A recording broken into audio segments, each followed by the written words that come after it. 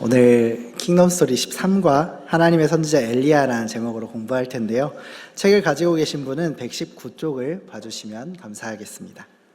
PPT를 보시면서 함께 살펴보시겠습니다.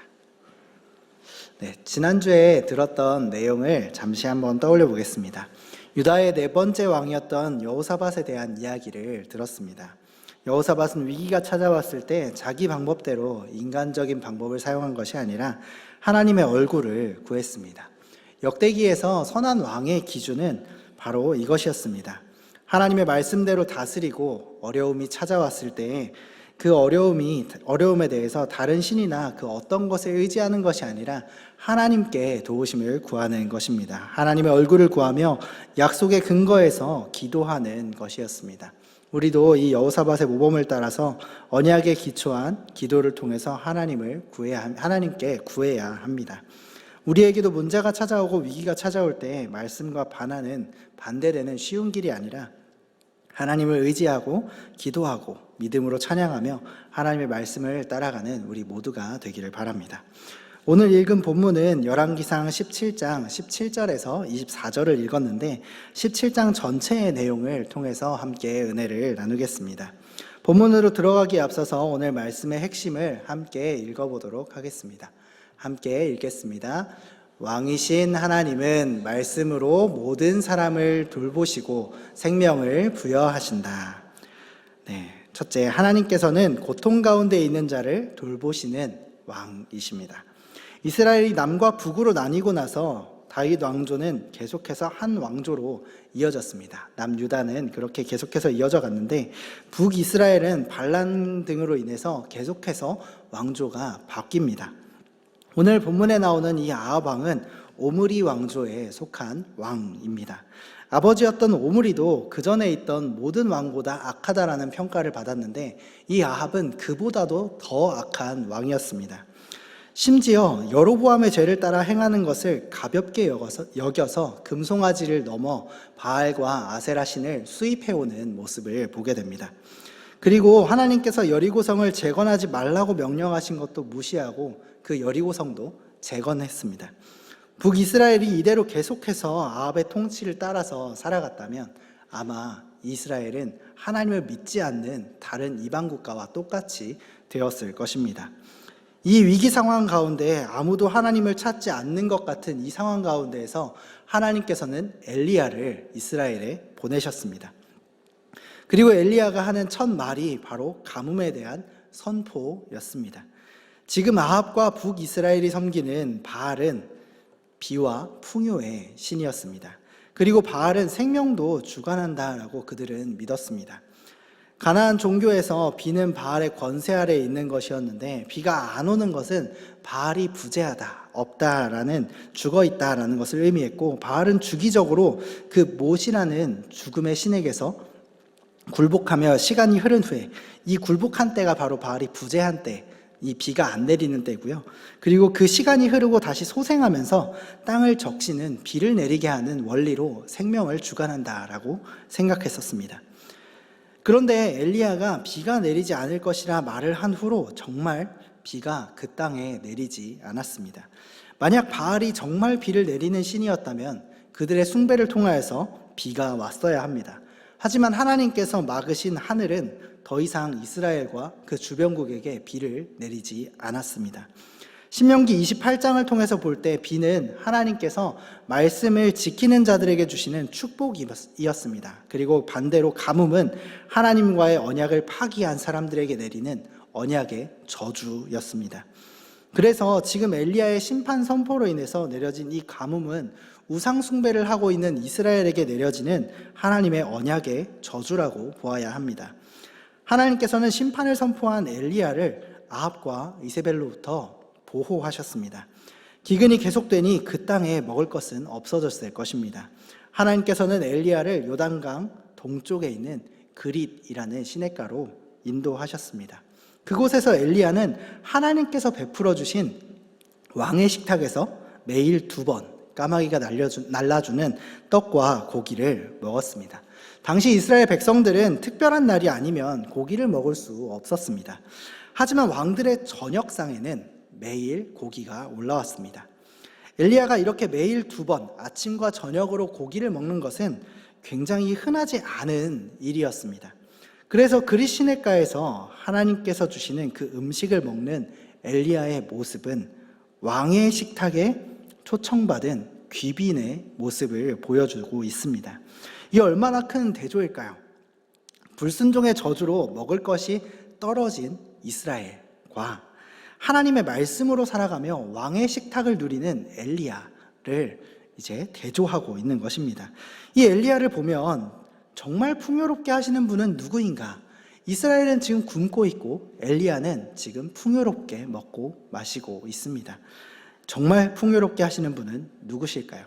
바로 하나님 여호와이십니다. 시간이 지나고 가뭄이 더 심해져서 이제 그리 시내가의 물도 말랐을 때 하나님께서는 엘리야를 시돈에 속한 사르밧 땅으로 보내셨습니다. 시돈은 이세벨의 고향이었습니다. 교재 121쪽에 보면 이 땅을 가리켜서 바알의 본거지라는 표현을 사용합니다. 그런데 이 땅의 백성들도 그 바알의 본거지라고 하는 그 시돈 땅의 백성들도 가뭄으로 고통당하고 있었습니다. 하나님께서는 엘리야를 가뭄 가운데 있는 그 바알 숭배의 본거지인 적진으로 보내셔서 보호하셨습니다. 하나님의 말씀대로 시돈 땅에 도착하니까 그 한 과부가 그곳에서 나뭇가지를 줍고 있는 것입니다. 엘리야는 그 과부에게 먼저 물을 달라라고 청합니다. 그리고 그 다음에 떡 한 조각을 달라고 합니다. 사실 과부는 자기 집에 있는 그 통에 가루 한 움큼과 기름 조금 있는 그것으로 빵을 구워서 먹고 떡을 구워서 먹고 아들과 함께 죽으려고 했습니다. 그래서 엘리야에게 자신의 상황과 계획을 말합니다. 그러자 엘리야는 그것을 아들에게 주려고 했던, 아들과 함께 먹으려고 했던 그 조금의 빵을 자기에게 만들어서 가져오라고 말합니다. 그 다음 과부의 아들을 위해서 만들어서 먹으라고 말하는 거죠. 그리고 그 이유를 이렇게 이야기합니다. 14절인데요. 함께 읽도록 하겠습니다. 이스라엘의 하나님 여호와의 말씀이 나 여호와가 비를 지면에 내리는 날까지 그 통의 가루가 떨어지지 아니하고 그 병의 기름이 없어지지 아니하리라 하셨느니라. 보통 사람이었다면 이 말을 듣고 어처구니가 없었을 것입니다. 나와 내 아들 먹을 것도 없다고 분명히 말했고 그 상황에서 자기 것을 먼저 달라고 하는 것이 참 이상합니다. 그런데 거기에 한 걸음 더 나아가서 아무것도 없을 그 상태에 내가 먹을 것을 당신에게 주었는데 아무것도 없는 그 빈 상태에서 우리 먹을 것을 만들어 먹으라고 하니 얼마나 이상했을까요? 그런데 이 과부는 조금 전에 우리가 함께 읽은 그 14절의 말씀, 이스라엘 하나님 여호와께서 비가 내리는 날까지 통의 가루와 병의 기름이 없어지지 않겠다고 하신 것을, 그 말씀을 믿었습니다. 이 과부는 어떻게 이런 믿음이 생겼을까요? 과부는 자신이 믿는 비의 신, 풍요의 신이 비를 내리지 못해서 가뭄으로 고통당하고 있으니까 어쩌면 지푸라기라도 잡는 심정으로 그 말에 순종했을 수도 있습니다. 또는 그 바알에 대한 반항심으로 이스라엘의 신을 믿고 그 말에 순종해 본 걸 수도 있습니다.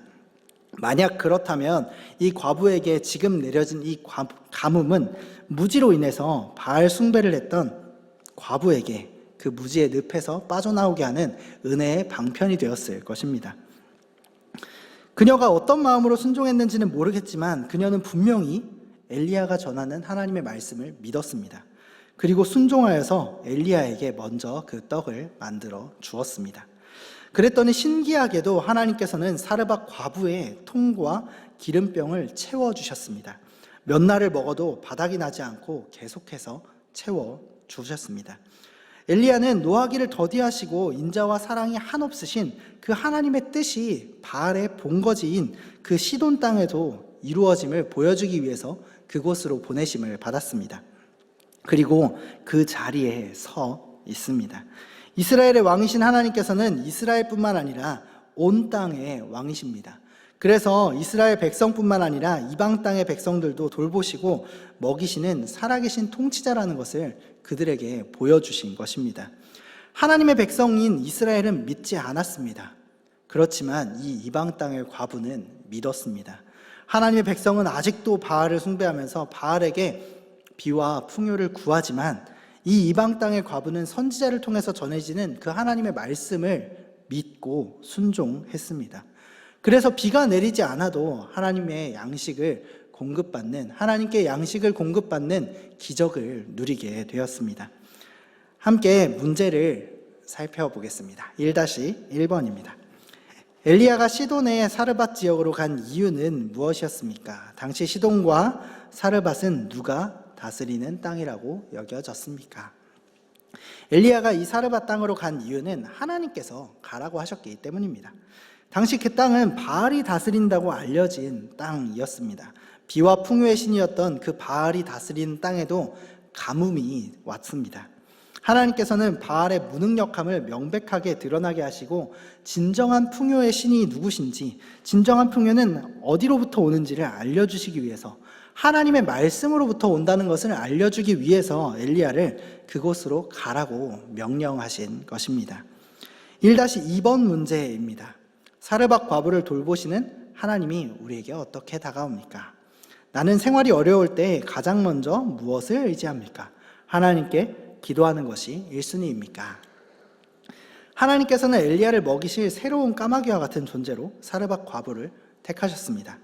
바알 숭배하는 사르밧 과부는 그 과정에서 하나님의 말씀을 믿게 되었고 또 하나님을 믿게 되었습니다. 그리고 하나님의 돌보심을 받게 되었습니다. 우리는 생활의 어려움을 겪을 때 무엇을 의지합니까? 하나님의 돌보심입니까? 아니면 눈앞에 있는 약간의 물질입니까? 우리는 하나님의 말씀을 믿으며 순종하며 기도하기를 원합니다.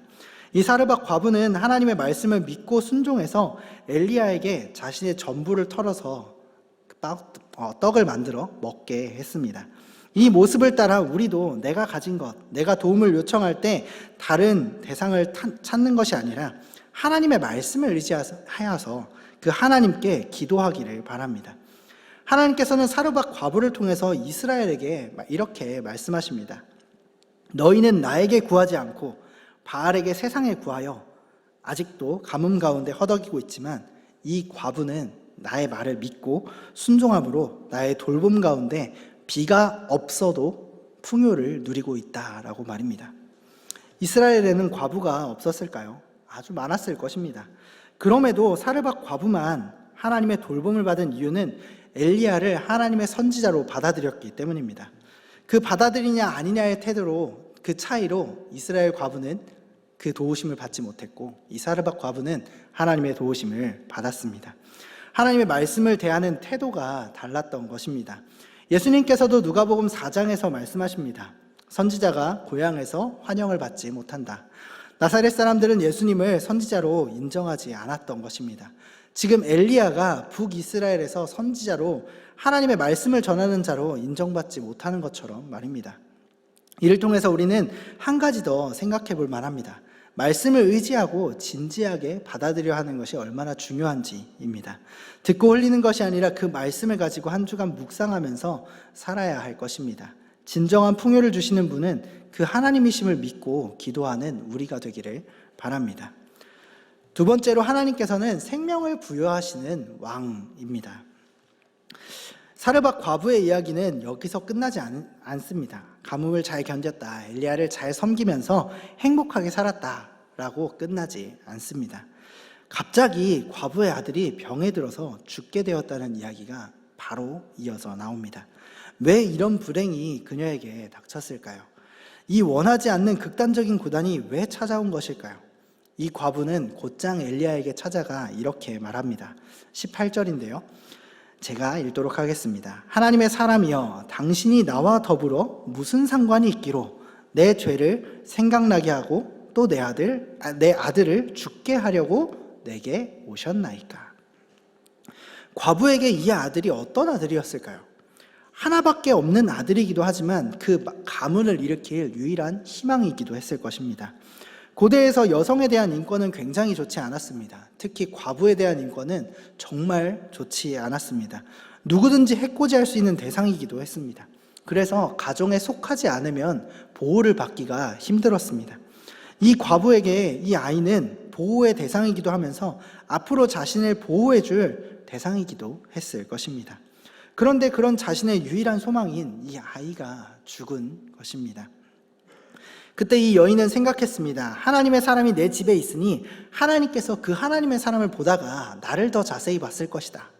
그래서 내 죄를 보고 내 아들을 데려가셨구나 라고 말입니다. 이런 생각 때문에 여인은 엘리야를 너무나 원망했습니다. 여인이 생각하기에 자기 죄는 여러 가지가 있었을 것입니다. 바알을 섬겼던 것일 수도 있겠죠. 하지만 그녀가 했던 그 생각이 무엇이든 그 과부의 말에는 오해가 담겨 있습니다. 엘리야가 사르밧 과부에게 온 이유는 그 과부의 죄를 꼬집기 위해서 온 게 아니기 때문입니다. 과부의 죄를 들춰서 벌하기 위함이 아니라 진정한 신은 하나님이라는 것을, 바알이 아니라 하나님이라는 것을 보여주기 위해서 그 땅으로 간 것입니다. 당시 바알을 섬기는 사람들의 생각 속에는 바알은 풍요의 신이면서 생명의 신이기도 하다고 앞서 말씀드렸었습니다. 그 바알 신화에 바알이 일정 기간 죽어서 지하 세계에 머물다가 다시 부활한다는 내용이 나온다고도 말씀드렸는데요. 그 바알이 죽을 때 하늘의 비가 그치고 또 모든 초목이 죽는 등 그런 죽음의 현상이 일어나다가 바알이 부활할 때 다시 비가 내리고 또 모든 초목이 생기가 돋아나는 생명을 얻는 현상이 일어난다는 내용을 그들은 믿었습니다. 하나님께서는 바알이 생명의 주인이라 생각하는 그 땅에 진정한 생명의 주인은 하나님 자신임을 보여주기 위해서 선지자를 보내셨습니다. 사르밧 과부의 아들이 죽은 것은 이런 맥락에서 일어난 일입니다. 과부의 죄 때문에 죽은 것이 아니라 하나님께서 생명의 주인이시라는 것을 알게 하시기 위해서였습니다. 과부는 자신에게 베푸신 기적을 통해서 하나님께서 풍요를 주관하시고 생명을 보존하신다는 그런 사실을 어렴풋이는 알았을 것입니다. 그러나 그분이 진정한 생명의 주인이심은 몰랐습니다. 과부의 아들에 대한 이야기를 들은 엘리야는 곧장 아들을 달라 해서 그 아이를 데리고 자기가 사는 다락방으로 데려갑니다. 그리고 하나님께 부르짖어서 기도합니다. 이 이후에 나오는 엘리야의 행동이 조금 특이한데요. 자신의 몸을 아이의 몸 위에 3번 포개어서 엎드립니다. 그 후에 다시 혼을 돌아오게 해달라고 하나님께 간구합니다. 하나님께서는 엘리야의 기도를 들으시고 아이의 혼을 돌려서 살아나게 하셨습니다. 살려주셨습니다. 이 일을 통해서 과부는 생명의 주인이 누구신지 정확하게 알았을 것입니다. 생명의 신이라는 바알의 본거지, 그 바알의 땅에서 바알도 하지 못한 일을 하나님께서 하신 것입니다.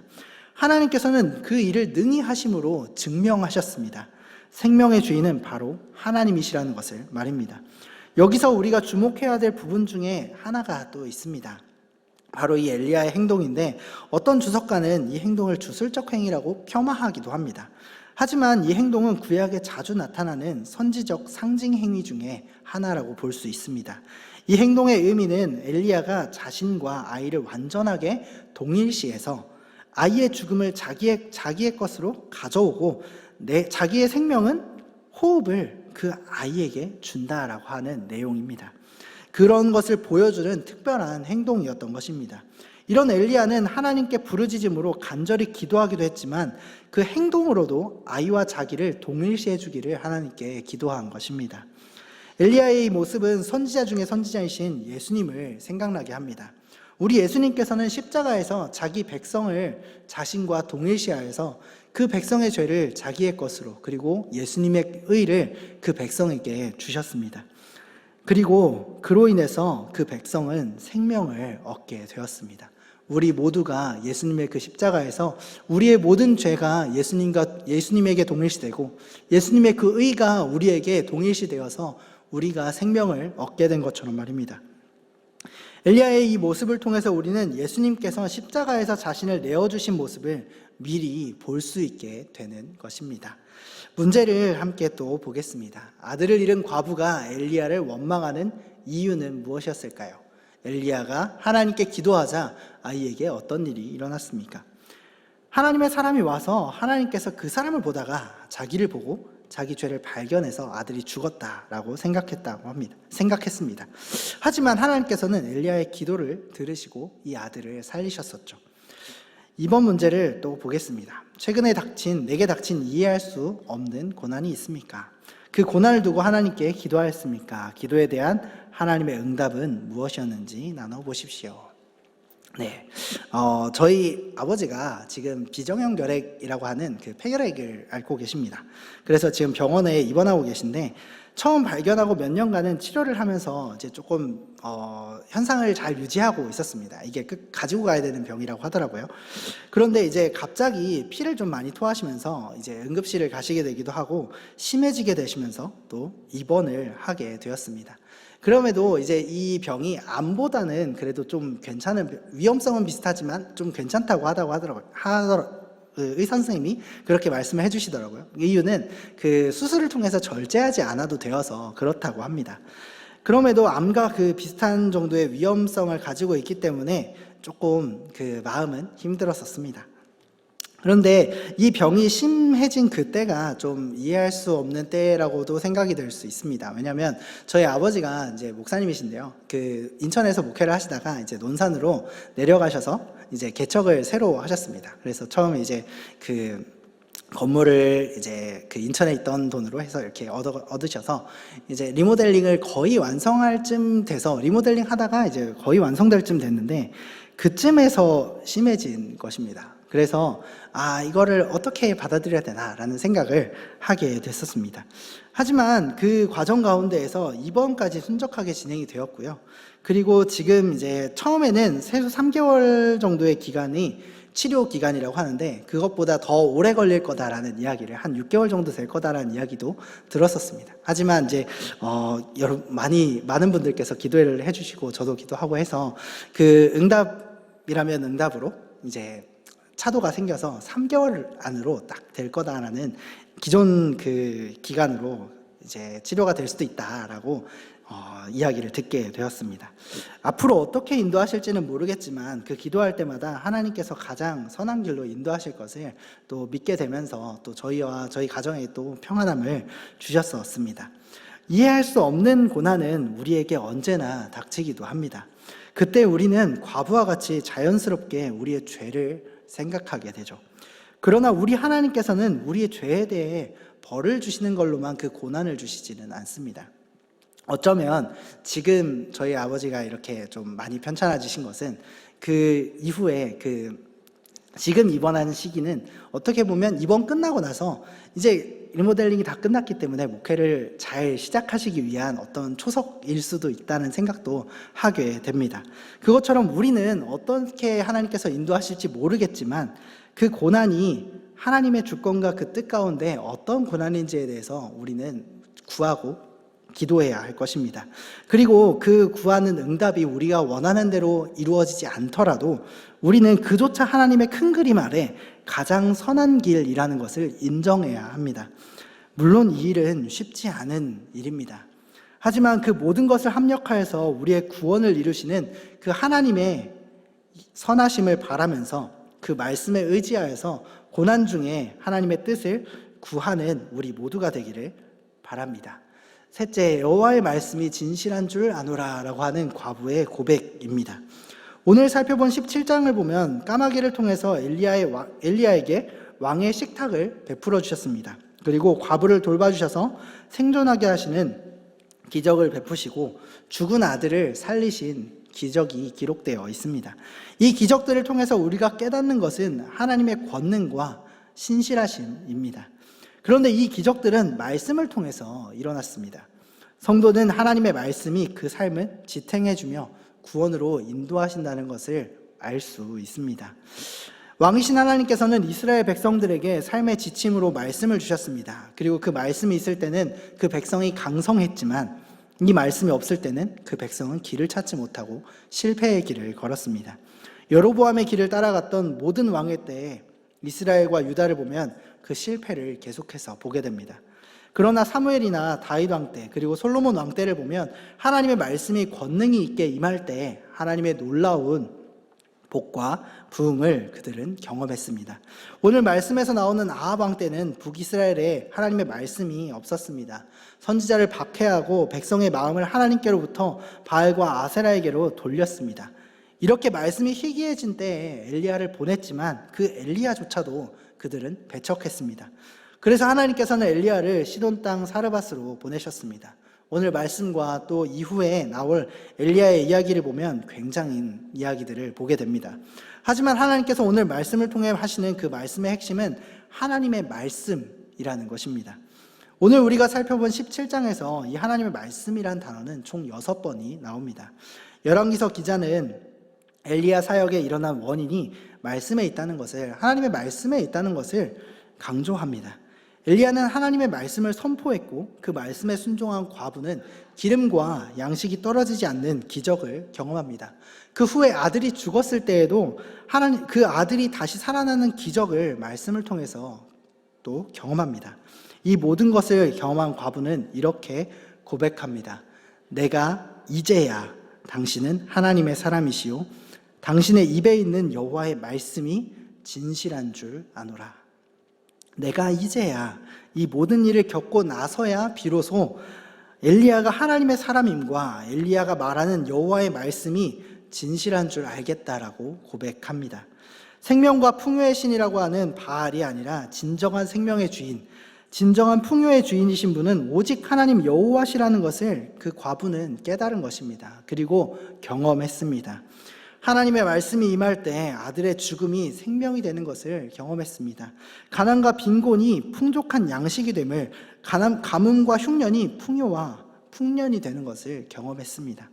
하나님께서 이방 땅에서 이런 기적을 일으키신 이유는 이스라엘이 이방 땅에서도 하나님이 이렇게 기적을 베푸셨는데 그들에게도 베푸시기를 바라며 하나님께로 그 마음을 돌이키게 하기 위해서였습니다. 그러나 안타깝게도 그들은 여전히 바알에게서 돌아오지 않았습니다. 우리가 살고 있는 시대는 말씀이 풍족한 시대이면서 말씀의 기근을 가지고 있는 시기라고도 할 수 있습니다. 말씀이 너무 많이 선포되고 그 선포된 말씀을 계속해서 듣고 유튜브와 다른 매체들을 통해서 말씀을 흔하게 들을 수 있습니다. 그러나 그 말씀에 사르밧 과부와 같이 반응하고 있는지 우리를 돌아보면 좋겠습니다. 앞서 기름과 떡에 만족하는 자리에서 우리는 머물러 있을 수도 있습니다. 생활의 안정과 풍요에 정착하고 만족하고 하나님을 풍요의 주인 정도로만 생각할 수도 있습니다. 하지만 우리 하나님께서는 풍요의 주인이시면서 동시에 생명의 주인이십니다. 만물을 주관하시며 온 세상의 주권자가 되시는 분입니다. 그분의 말씀을 들을 때 그 말씀이 진실함을, 하나님의 말씀임을 고백하고 순종하는 우리가 되기를 바랍니다. 그리고 혹 우리에게 이런 믿음이, 이런 경험이 희미해졌다면 과부의 고백과 같이 내가 이제야 당신은 하나님의 사람이시요 당신의 입에 있는 여호와의 말씀이 진실한 줄 아노라 한 고백처럼 모든 말씀을 하나님의 말씀으로 받으며 그 말씀이 진실함을 고백할 수 있도록 함께 기도하면 좋겠습니다. 마지막 문제를 함께 보겠습니다. 3-1번 문제입니다. 사무엘과 다윗, 솔로몬 시대와 아합 왕의 시대의 차이는 무엇입니까? 열왕기상 17장에서 하나님의 말씀에 주목해야 하는 이유는 무엇일까요? 사무엘과 다윗, 솔로몬 시대에는 하나님의 말씀이 권능 있게 임했습니다. 그렇지만 아합 왕의 시대는 말씀이 사라진 시대였습니다. 그런데 17장에서 하나님의 말씀이 6번이나 반복되어 나오고 그 말씀이 이스라엘이 아니라 이방 땅 시돈에서 권능 있게 임한 사실을 통해서 이스라엘은 바알이 아니라 하나님께서 진정한 풍요와 생명의 주인임을 깨달아 알아야 했습니다. 3-2번 문제입니다. 진정한 부흥은, 말씀의 부흥이라는 말이 여러분에게 어떻게 다가옵니까? 나는 하나님의 말씀을 어떻게 대하고 있으며 영적 성숙을 이루기 위해 어떤 노력을 하고 있습니까? 앞서 살펴본 것처럼 우리가 살고 있는 시대는 말씀이 풍족한 시대이면서 말씀의 기근이 있는 시기일 수도 있습니다. 아합의 시대는 말씀을 전하는 자를 박해해서 말씀이 사라졌다면 우리 시대는 말씀이 너무 흔해서 사라진 것처럼 느껴지기도 합니다. 우리는 하나님의 말씀에 사르밧 과부의 고백과 같이 말씀을 전하는 자가 하나님은 사람이며 그 전하는 하나님의 말씀이 진실함을 안다는 고백이, 이 고백이 우리의 고백이 되기를 바랍니다. 말씀을 진실하게 대하고 그 말씀에 순종하기를 바랍니다. 우리와 우리 자녀들의 영적 성숙을 위해 형식적인 믿음에서 그치는 것이 아니라 내 필요를 채워주시는 것에서 그치는 게 아니라 죄로 죽었던 우리와 자신을 십자가에서 동일시하신 우리 예수님의 사랑을 묵상하기를 바랍니다. 말씀을 사랑하고 그 말씀에 푹 젖어들기를 바랍니다.